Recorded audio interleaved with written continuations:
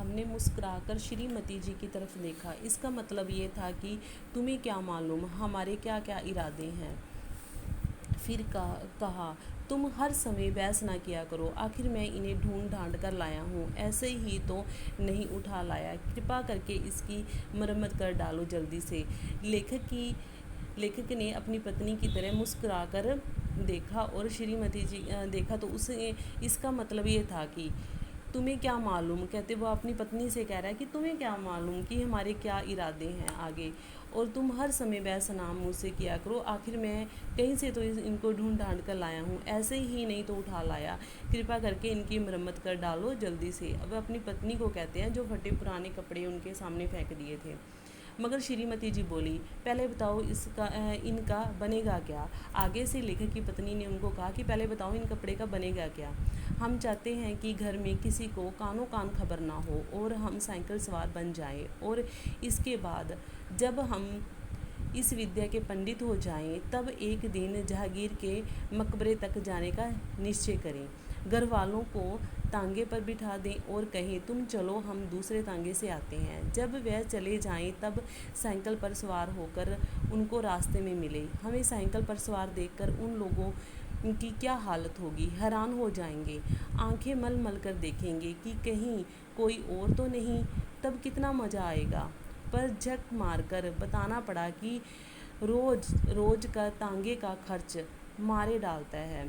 Cycle चलाना सीखेंगे तो पैसे बचाएंगे। श्रीमती जी ने बच्चे को सुलाते हुए हमारी तरफ देखा और मुस्कुरा कर बोली, मुझे आशा नहीं कि आपसे ये काम हो सके। खैर कोशिश करके देखिए, मगर इन कपड़ों का क्या करोगे। जब लेखक की पत्नी ने लेखक से पूछा कि इनका बनेगा क्या, तब लेखक ने कहा कि हम चाहते हैं कि घर में किसी को भी कानों कान की किसी को भी ये खबर ना हो कि हम साइकिल सवार बन गए, कि हम साइकिल सीखकर जल्दी ही साइकिल सवार बन गए। और इसके बाद कहते जब मैं ये विद्या के पंडित हो जाऊं, भी इस विद्या की कौन सी विद्या, साइकिल चलाने की विद्या के पंडित मीन अच्छी तरह सीख जाऊं, इसमें कुशल हो जाऊं, तब कहते हैं जहांगीर हम फैसला करेंगे कि जहांगीर के मकबरे तक जाने का हम निश्चय मीन फैसला करेंगे।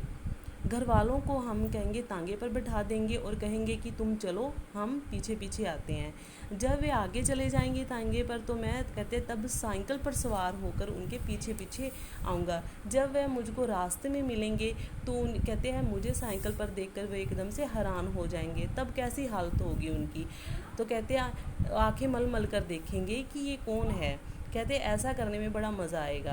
कहते फिर झक मार कर फिर उसे बताना ही पड़ा कि रोज़ रोज़ तांगे का खर्च हम जो है मारे डालता है, साइकिल चलाना सीखेंगे और पैसे भी बच जाएंगे इससे।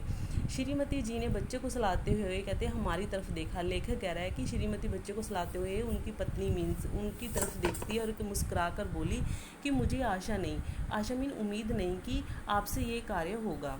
खैर कोशिश करके देखिए। वो कहते हैं चलो कोशिश करके देखिए, मगर इन कपड़ों का क्या करोगे। आगे उनकी पत्नी ने पूछा इन कपड़ों का क्या करोगे। हमने ज़रा रोब से कहा आखिर बाइसिकल से 1-2 बार गिरेंगे या नहीं, और गिरने से कपड़े फटेंगे या नहीं। जो जाहिल है वह नए कपड़ों का नुकसान कर बैठते हैं, जो बुद्धिमान है वह पुराने कपड़ों से काम चलाते हैं।